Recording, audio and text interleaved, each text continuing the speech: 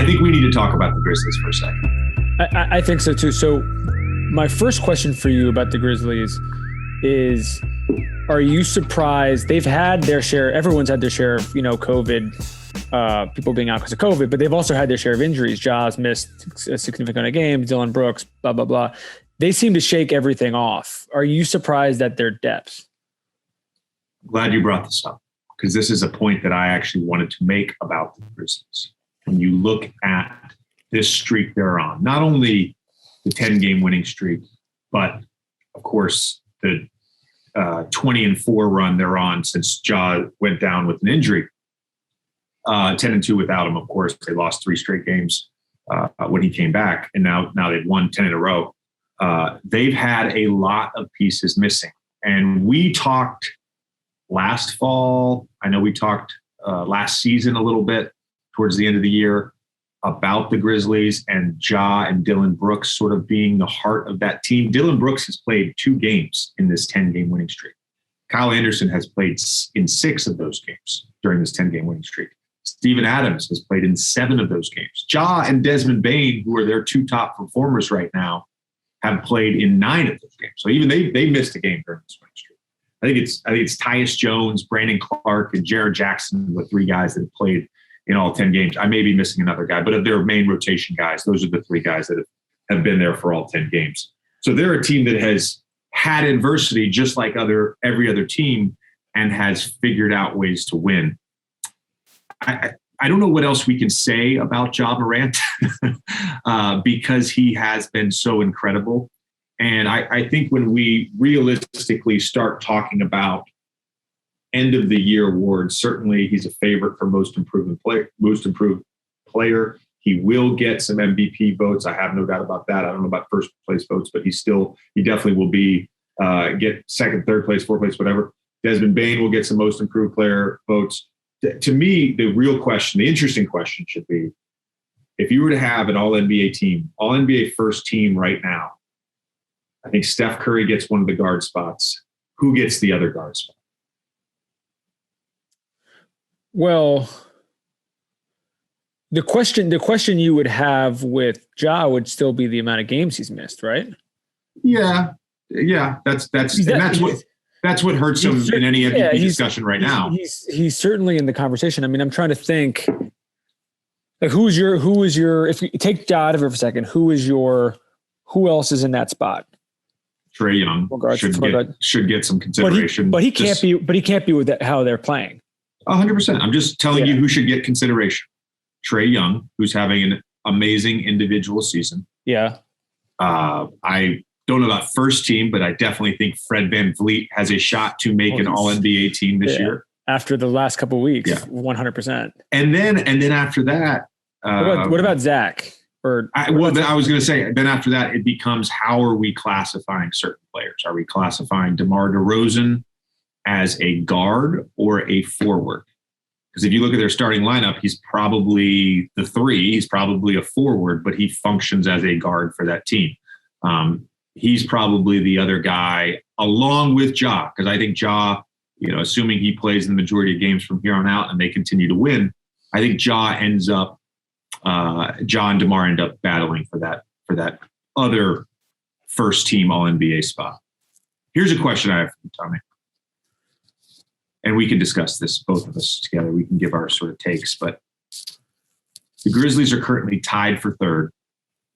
3.5. I think they're technically in fourth place based on games played with Utah, but they're 3.5 games back of first place. Assuming they stay in that range of 3 or 4 seed, what's this team's ceiling in the playoffs? Because they played. I was thinking about this earlier. They played the Warriors last night, and they played them tough in previous games. And obviously Draymond was out, but hey, so was Dillon Brooks. And I'm not comparing Draymond and Dillon Brooks, but they were missing pieces. Both teams were missing pieces. What is the ceiling of this team? How much noise can they make in the playoffs? I think their ceiling is until they run into Phoenix or Golden State. Okay. I think we need to see more before you can put them in the conversation I forget, a random regular season game last night. Obviously, the Warriors didn't have Draymond, and Clay's just getting his legs underneath them. I think that as much as we were just praising their depth, I think that those two teams have proven it in May and June, and have only, Phoenix has only gotten better from last year. And obviously the Warriors with how they're playing, and we've talked a ton about their depth and with Clay back and everything like that. I think those two are in a class by themselves, but I think they're in the Utah conversation. Okay. I like this. If everything clicks and they get the right matchups, who knows? I mean, they've got a star. I also think, I wanted to ask you about this. I know we've talked about him a bit on the show recently, but about Desmond Bane in particular. And we may or may not, I don't want to jinx anything, but we may or may not be having him on the show at some point. But what do you think as a shooter, what do you think makes him good? And also we'll get into this when he comes on, but how did this guy drop? Because he does seem like he has every single sort of tangible you want in a 2-guard, and he went 29th in the draft. I mean, it's did he go 29th or 30th? 30th, actually. 30th. Yeah. 29 teams passed him. Yeah. Well, and what's wild about that draft, if you look back at that draft right now, and again, this is super early in these guys' career, but if you look back at his draft, he's a top 5 or 6 player in that draft, easy. And he was at 30. I think this is a point I wanted to bring up about Memphis and team building, is there's challenges involved in building small market teams. I think Sam Presti probably did a better job than anyone in recent memory of building a championship level team in an extremely small market. And how did he do that? He did it through the draft. You have to hit on some picks. He did it through some trades. You have to trade for some good role players. And he did it through being smart with all of his exceptions. Because eventually, Ja's going to get a max deal. Desmond will get an extension. All their young guys will end up getting paid. Jaren already got paid. Yeah, and they're not going to have the cap space to then go out and sign a free agent. They're going to have to be smart with their exceptions. And I think about what the Grizzlies have done. They landed with 2 top 5 picks in their down years. Those bridge years in between the grit and grind era and this current makeup of the Grizzlies. And they hit on those picks. They hit with Jaren Jackson. They hit with Ja. They hit late in the draft with Desmond Bane. I think about a guy like DeAnthony Melton, who's been really good for them.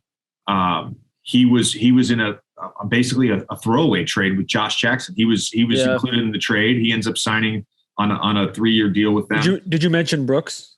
Because they definitely hit with Brooks. They hit with Brooks. Tyus Jones, they signed with the mid-level exception. So if you're a small market, I think the Grizzlies have done this as good as anybody can do in that market. They've built what I would consider to be a Western Conference, maybe championship level contender.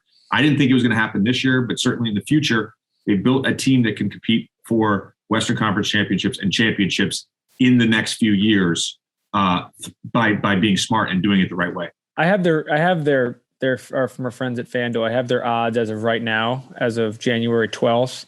They're plus 2,400 to win the West, plus 4,200 to win the championship.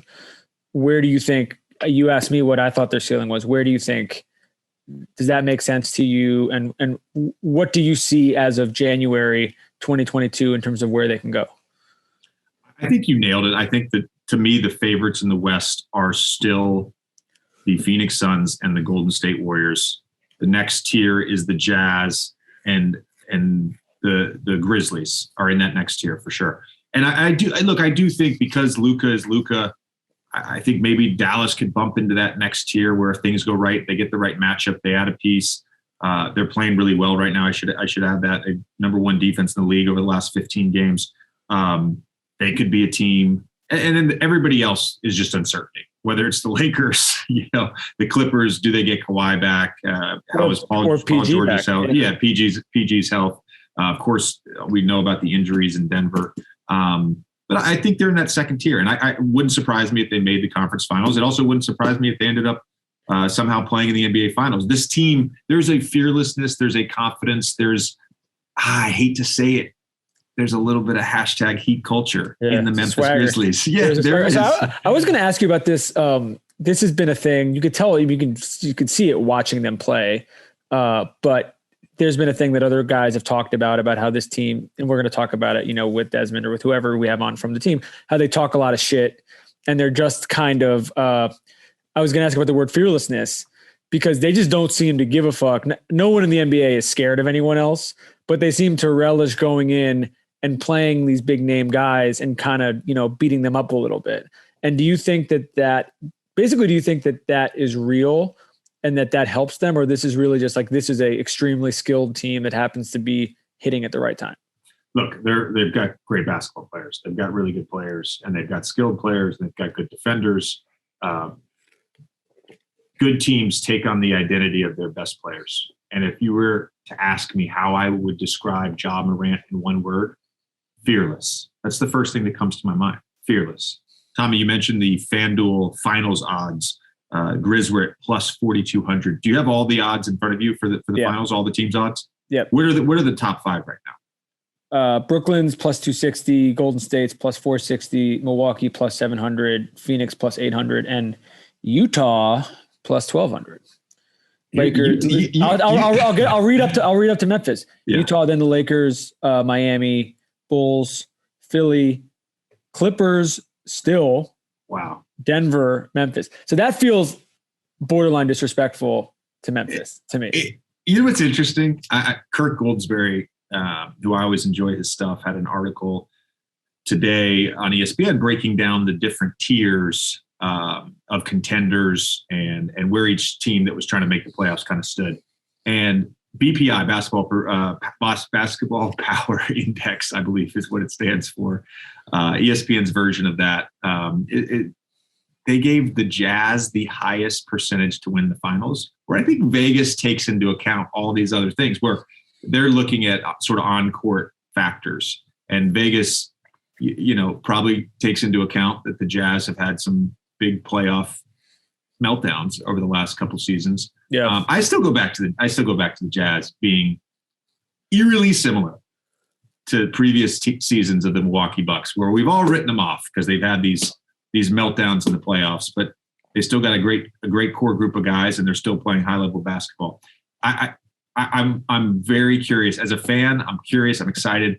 I want to see the Grizzlies keep this up. I would love to see them make a deep run. They're a lot of fun to watch. It's not just Ja either. They have so many fun pieces. Fun fan base. We have to go down to a game. Last night, Tyus Jones, they just got good guys, good personalities. I love watching them play. All right. By the way, Tommy, we should mention FanDuel is now live in the state of New York. I pulled up the app today. I might have made a couple $10 bets, by the way.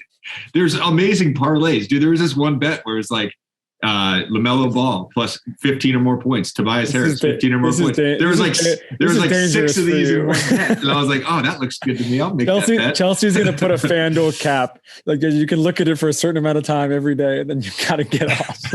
Again, if you want to sign up for FanDuel, you can go to sportsbook.fanduel.com. You can also download the app. Please use promo code JJ. You can see the full terms, again, at sportsbook.fanduel.com. You must be 21 or over. Age and location restrictions apply.